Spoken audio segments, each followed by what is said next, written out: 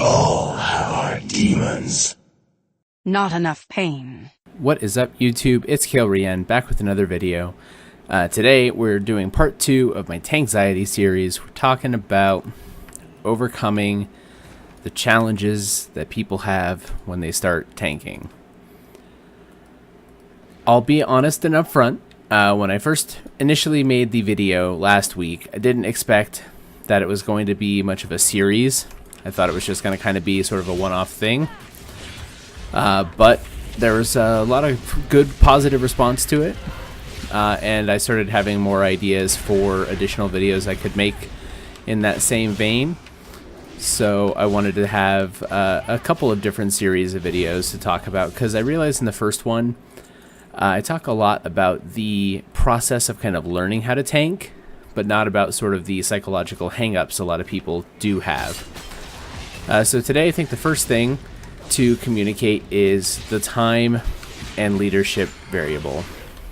So a lot of what happens to people when they start tanking or decide that they want to try to start tanking is that you often find yourself thinking you don't want to lead a group of people for a long period of time. This is pretty normal. If you're not like innately sort of a type A personality, I'm certainly not myself. That probably comes across pretty clearly in my videos. What's important to kind of note there is that you don't really have to be a strong like type A personality, like active go-getter leader type, to really succeed at tanking. What I advocate for pretty strongly and what helped me break out of my shell with regards to tanking is what I call silent leadership. It is actually exactly how it sounds. Regardless of what the group says or does, you lead them silently through the dungeon or raid. The easiest way you can do this is through the way you pull. What that entails is basically pulling at your own pace. I did talk about this a bit in the first video, but I feel like it's important to emphasize because we are at a point in Legion, and we get to the same point every expansion, where dungeons are pretty freaking easy. There's not a whole lot of challenge innate to them. You just kind of run in and pull all the stuff and kill it, and it probably is going to die. And unless you're with a group that has literally never done the dungeon at all, like with every member never having done it, you're probably going to get through it pretty quickly. This is what makes it really daunting for a new tank. If you don't know the route through the dungeon, if you're not intimately familiar with what pulls to make, what pulls not to make, you can often find yourself in a situation where a group might be getting impatient with you. They might be telling you you're going too slow, they might start getting uppity in chat, etc. The biggest thing I want to emphasize is that time works in a couple of different ways in the new tank's favor. First of all, ultimately, most players, unless they are extremely overgeared for content, cannot survive solo pulling and tanking on their own. They might like to be able to. They might try to. They will very likely try to. And that is something I feel like a new tank needs to be prepared for. People will pull on their own volition, and there's not a whole hell of a lot we can do to control that. And that's okay. Often people need to do that to learn the lesson that it's not cool to do that. It's not always something that becomes crystal clear to people as they are going through a dungeon, because a lot of tanks, myself included, I very often give into this, will just adjust our pulling speed to match. If you have a overzealous healer or somebody who's pulling ahead, usually they do that because they get away with it, because they've often been in groups where the tank just acquiesces everybody and gives up and just keeps going at the pace the group wants rather than a pace that is actually comfortable for the tank. The problem with these groups when you're starting out as a tank is that, yes, everybody wants to go fast, myself included. I don't like sitting in a dungeon for a long period of time, especially if it's a dungeon I've done a lot or a dungeon I hate, like, say, Eye of Ajara. That's a good example. It is a dungeon I very much dislike. Why I'm in here solo? Well, I don't know. You got me there. So it's definitely a competition within yourself, right? You want to go fast. You feel like you need to go fast because everybody is rushing through the dungeon and you don't want to be here any longer than you have to be. But the truth of the matter is, what separates a good tank from a great tank is taking their time to learn all the pulls. You'll notice, if you watch from the beginning of this video, that I very specifically skirted down the hill and around the side here to avoid pulling more of the turtles and to avoid the larger amount of trash that flanks this central path. This is a common strategy in Eye of Azshara, but one that might not always occur to you as a DPS. I've had DPS run in and charge the ads that are directly facing the front entrance rather than taking the cliff. So when you're first starting out and you're trying to learn how to tank, it's pretty damn important to take some time to figure out those things, to know what route you can take to pull a dungeon, to know what the best route is, to know why it is that people take that route. Oftentimes it may not be readily apparent, and it may not be something that you've seen enough, or if you haven't done that particular dungeon enough times, or if you haven't done it with the tank who pulls that way, you might not know. So it's always best the first time you do any route that you're unfamiliar with, or any dungeon that you're unfamiliar with, in a role you're unfamiliar with, to take your time, learn the route, and figure out what works best for you. I suggested the reason why I like the hill pull in Eye of Azshara versus going down the central path, but that may not work for everybody. I won't claim that my method is actually a catch-all for everybody and that everybody should pull a dungeon the way I do, because I have my own quirks about dungeon pulling, and what I enjoy and play pretty frequently may be different for everyone else, and that's okay. What's important to do is to go back to that silent leadership point and to make sure that if you're not actively calling out routes or using voice communication in a group, whether it's a dungeon, raid, battleground, whatever, make sure that people know through your gameplay. Don't leave any ambiguity. Don't run to the front and then quickly divert off to the side. Pull definitively to the side.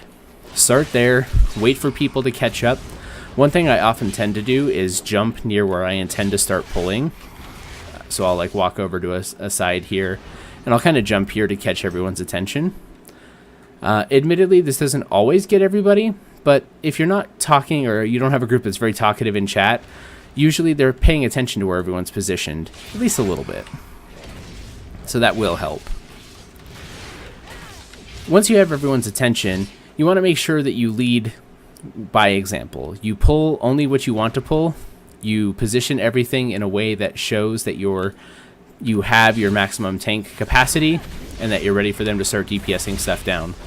Preach calls this death balls. I like his term, so I'm going to co-opt it. So once you have your death ball ready to go, what I like to do is a couple of things. Let's say the salt sea droplets and this snail are going to be a pack that I'm pulling. I don't want these guys, and I don't want any of these elementals. I'm going to very deliberately, I'm probably going to get 3 of them, and I only wanted 2. That's fine. I'm going to pull them, and then let's say my melee are over here. I'm going to make sure to turn so that the mob's backs are to the melee players. This allows them a couple of things. This is a signal that I'm done pulling because I've now taken the effort to position everything.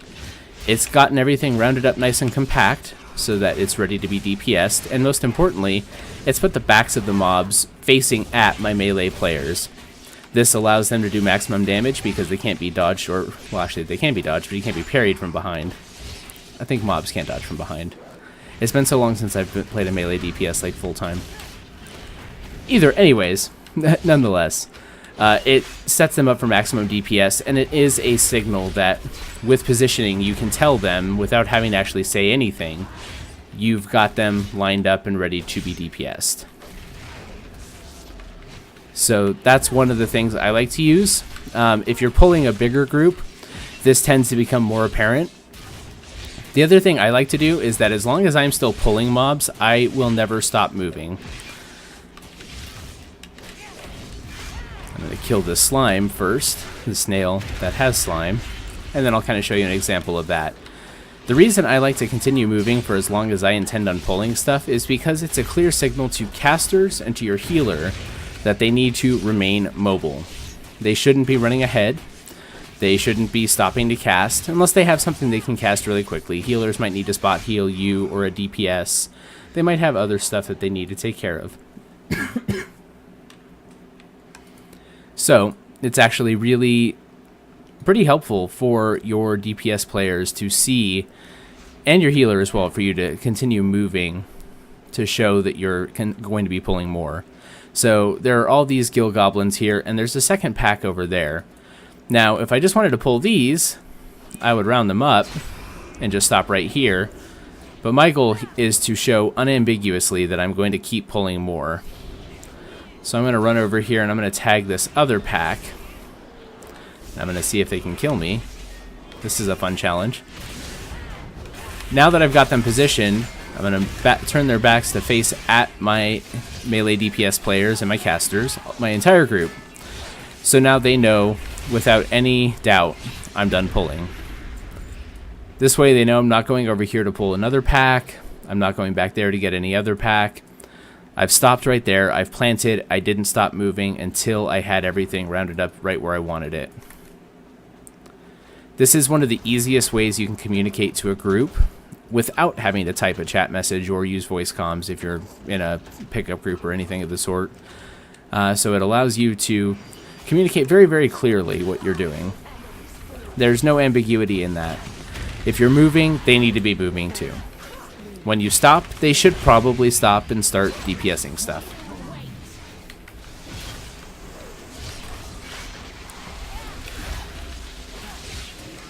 With bosses, you can enact leadership here as well too. With abilities like Lady Hate Coils, Focus Lightning, and Static Nova, one of the things I like to do is to make positioning unambiguously simple for my melee DPS. Focus Lightning rather, can often catch melee DPS who aren't paying attention and stun them because they're still standing on land just barely because they didn't realize that I had repositioned myself into the water for Nova. So what I like to do is I like to move and allow room for DPS to adjust very, very quickly. There's no ambiguity here. I know I need to move to water. I'm going to pull the boss so that her entire back of her hitbox is completely submerged in the water. This way there's no doubt on the player's part. It allows me to enable positioning to happen effectively without having to say a word, which I like because it keeps me from having to be all anxious on chat. Same thing here with Static Nova. We're fully on this landmass. There's multiple options available. Static Nova's done. I know that the next ability is going to be Focus Lightning, so I'm going to move her very clearly into the water. So she'll cast it here, and it's going to hit, and it won't have any nasty side effects, and then I can move right back to the land, and this allows my DPS time to adjust, because it's going to force her to move, and then they should be moving along with her, and then she'll die. So using strong, simple positioning can often be the ticket to making sure your entire group knows what your plan is and complies with it. You also want to use over-exaggerated positioning. I often like to use Infernal Strike as a Demon Hunter to make my positioning very apparent to the whole group. I didn't do it too much on Hate Coil, mainly because her adjustment with her hitbox is very fiddly. That's something you feel out with time. Don't expect to learn that kind of stuff right away. That's sort of the thing you'll learn from time and experience with bosses. But once you start to learn them, you'll know that the easiest way is to do flashy things to get people's attention and not just basic positioning. I tend to like to stutter step a little bit once I get to a final spot to show that I'm adjusting, but I'm settling in on a final position. So I use a broad movement and then a couple of smaller movements to kind of lock the boss into position. Same thing goes for AoEs. Generally, unless you need to move a whole lot, you just kind of want to space it out very, very slowly. You don't need to move in wild swings unless the ability calls for it. Just watch where the positioning circles are and put yourself on the outside of them. And don't hit the seagull. That's very important. That's what the key to silent leadership in a group is, and this is one of the easiest ways to overcome your Tanxiety. Using positioning cues like this and using strong, exaggerated movement allows you to tell the group where you're going without actually having to say a word. Now, you may have a group that doesn't 100% pick up on your positional cues, and that's okay. Oftentimes in a dungeon, this is the easiest environment in which you can learn such things because the threshold for failure is relatively high.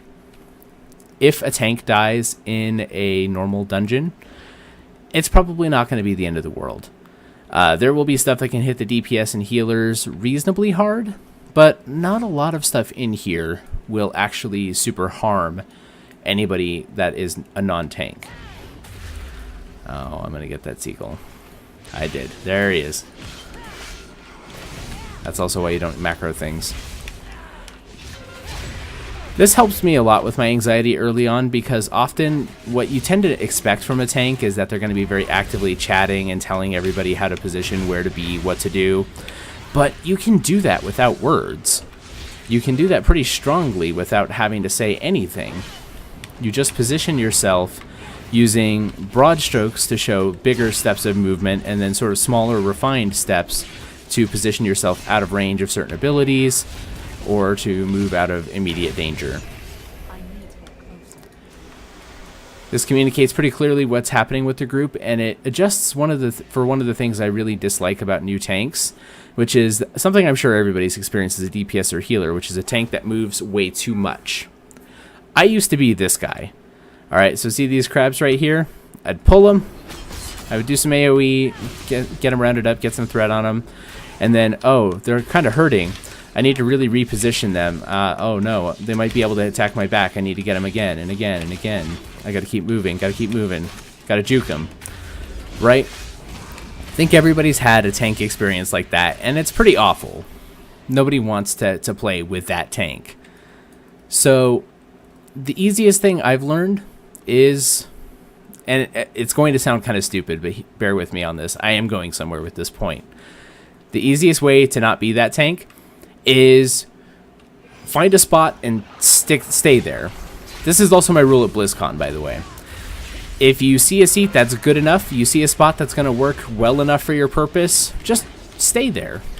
You don't have to move big swaths. You don't have to take up big, like, profile movements. You don't have to sweep around the battlefield with majesty. It's okay to just, like, get the crabs rounded up and stop. I mean, in a dungeon, like, realistically, can they kill you? No, probably not. Will some of them maybe round around and start attacking you at the flank and at your back in a way that could potentially do more damage? It's possible. But the thing with the pack like that crabs, and the reason I use them for that example, is that they are really low HP and low priority targets. Could they mess me up? Sure. Is it likely that they're going to? Probably not. They'll die way before they have a chance to even think about actually killing me. And you can see what happened there. Even with just me in this group as a tank DPS, they died pretty fast. It didn't take a whole lot of time. I didn't have to have an awkward pause at the end of that sentence so that I could finish my thought before they died. They died and we moved on. That's how packs like that often work with a full dungeon group. You're gonna just kill them. You don't need everything to be perfectly positioned. Is it nice to be able to build a good death ball and to be able to get more mobs stacked up nice and neatly so that you can do perfect AoE DPS and every AoE ability in the game, including cleaves and frontal cones, can hit them? Sure. It's probably a good idea to learn how to do that over time, but in the beginning, you're not going to be particularly great at positioning. You're not going to perfect it. You're not going to get everything 100% on the spot for a Mythic plus 15 pull so that it can all be rounded up and DPS'd in the most efficient way possible. It's just not going to happen. You're going to try, and you're going to do something like what I did with the crabs, where you're running around like a goddamn idiot because you want everything to be nice and stacked. Things aren't going to stack as neatly as you want them to, and that's okay. What you have to learn is when good enough is. A pull like this is actually a perfect example. These Murlocs and the Guild Goblin buddies that they have with them are often just going to run at you and kind of clump around you. I could be overly worried about my positioning here, but all I'm going to do are the same positioning cues I've been talking about all video. I'm going to make sure that their backs are turned to my melee and my other DPS so that they can be damaged effectively, and I'm going to plant myself firmly so that I can DPS them down. Unless they have an AoE or anything that forces me to move, let's say we pulled a snail and there was slime spraying out, I might have to adjust for that. But once I'm in position, I'm in position. The only thing that's going to move me is a forcible DPS spike that would hurt me too much.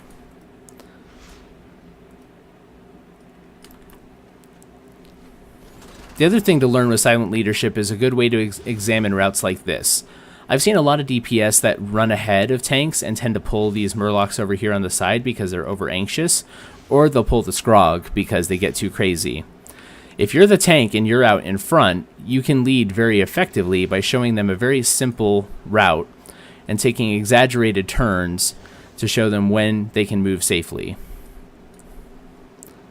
I'm probably over-exaggerating that way too much, but there you go. Right. If you lead the way and you show them exactly the right angles at which they can go so that they can follow you in a really simple way, it's a lot easier than if you're like making 15 different mouse adjustments to your movement so that you have a very precise angle. Just move in a broad stroke. Keep the group with you. Keep everybody together and assembled, and they'll follow along much easier.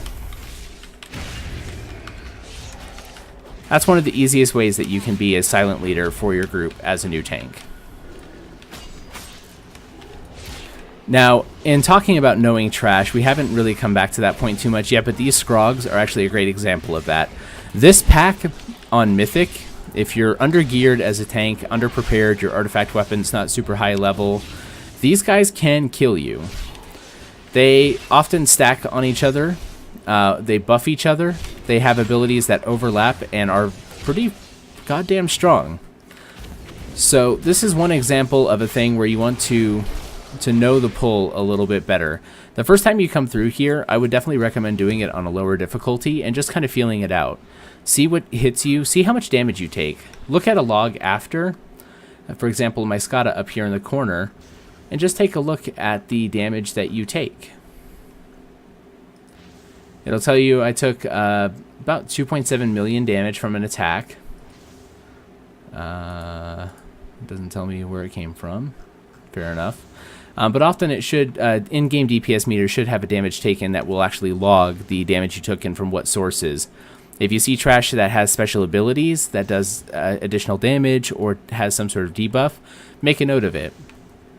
If you see them do things like the stun, make a note of that, because that can frequently come back to bite you in the ass. A boss like Deepbeard here is a perfect example of a boss that has just enough layering of mechanics that can screw you up real bad. Ground Slam when you're first starting out is an ability you want to dodge. You might have seen a hero tank, that hero tank might even have been me, take a Ground Slam right to the face. That's a thing that you can learn and feel out over time, but generally you want to follow any warning DBM gives you. If it tells you to dodge an attack, you should probably dodge it.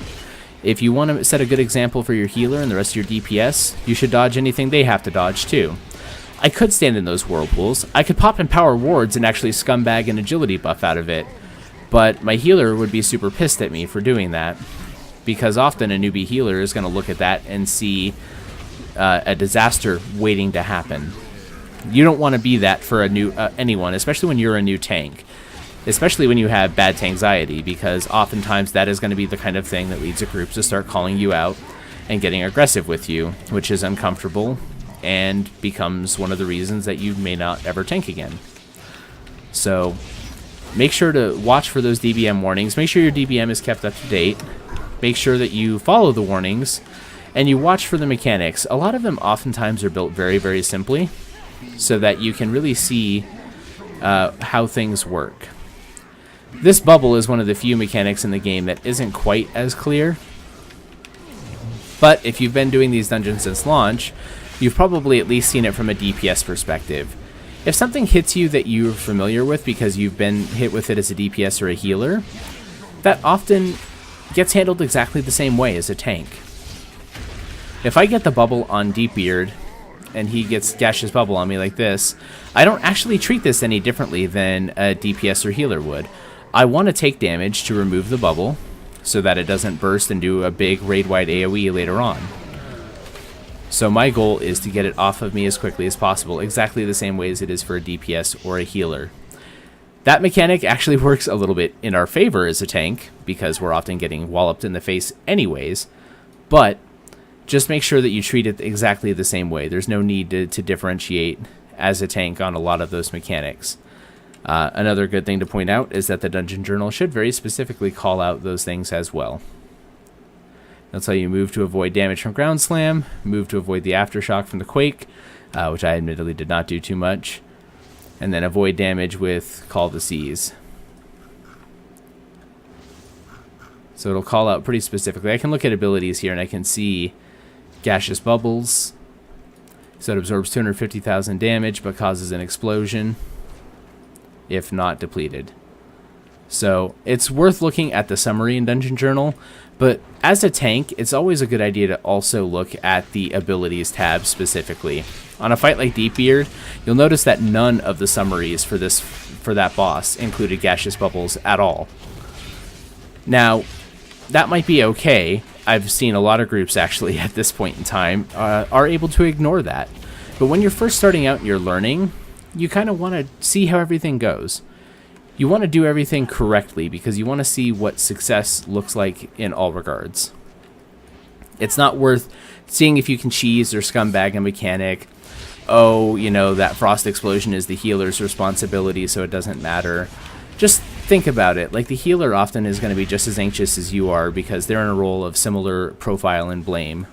So it's in your best interest to make sure everybody has a good, fun time and gets through the dungeon as smoothly as possible. And one of the best ways you can do that is through reading up and just making sure your mechanics are in order. And then that also adds to the silent leadership point yet again. If everybody sees you putting Gaseous Bubbles into the Call of the Seas to take extra damage so that you can get rid of the bubble before it explodes, then it will communicate to the rest of the group pretty strongly that they should also be doing that. The key on a fight like that is to try to balance it so that you're not also jerking the boss all over the room like a crazy person. There is definitely a balance to be learned there, but you have to find that through your own experimentation. I tend to be an over-exaggerated mover, so even on mechanics like that, I will often go flying across the room to deal with stuff. As a demon hunter, I also tend to overindulge in use of Infernal Strike to move into and out of mechanics, which is often a much larger shift than you want as a solo tank. But that's a thing that you can learn to feel out. If you get fast enough at it, stuff like this Infernal Strike strategy I just used to close distance pretty quickly can be used relatively easily in a group setting with no ill effect. You just have to know how to quickly adjust back out of it so that your group is minimally impacted by the movement you had to make. Or chose to make in this case, because tantrum stomping's fun, and fuck anyone who says otherwise. So now we have Wrath of Ashara, so we're going to wrap up the video here. I'm going to show you this whole attempt. Wrath of Ashara is a really good example of a boss that you can lead really strongly through silent leadership. I've had a lot of melee who will stand with me, but will often stand in the debuffs. One of the best things that you can do for your healer, and to ensure your group's success in encounters like this, is to lead by example. Don't stand in the lightnings. Don't stand in anything. Again, just like I said with Deepbeard, the key is if you're told to stay out of something, stay out of it.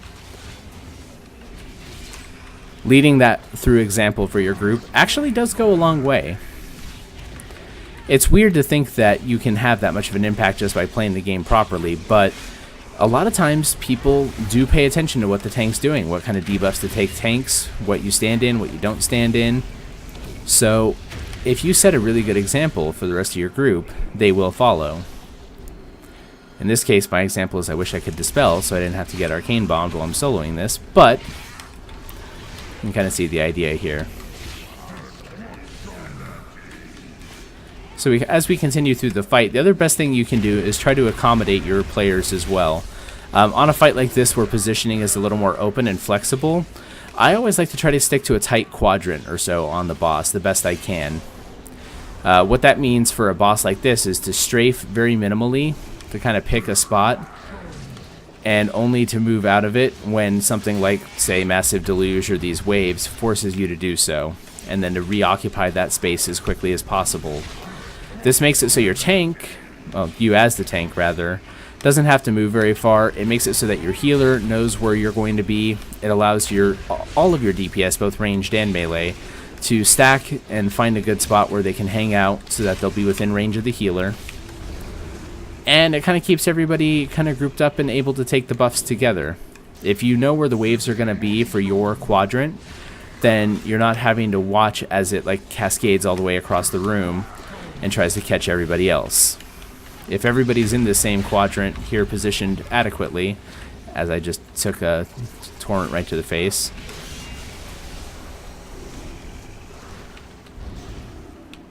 anyways, so yeah, if you position correctly and take all the debuffs in a nice tight little area, it allows you then to talk to your group about what's coming out. Or in the case of silent leadership, as I've been talking about this video, it allows you to lead through example by strafing to avoid the things that you don't want to get hit by.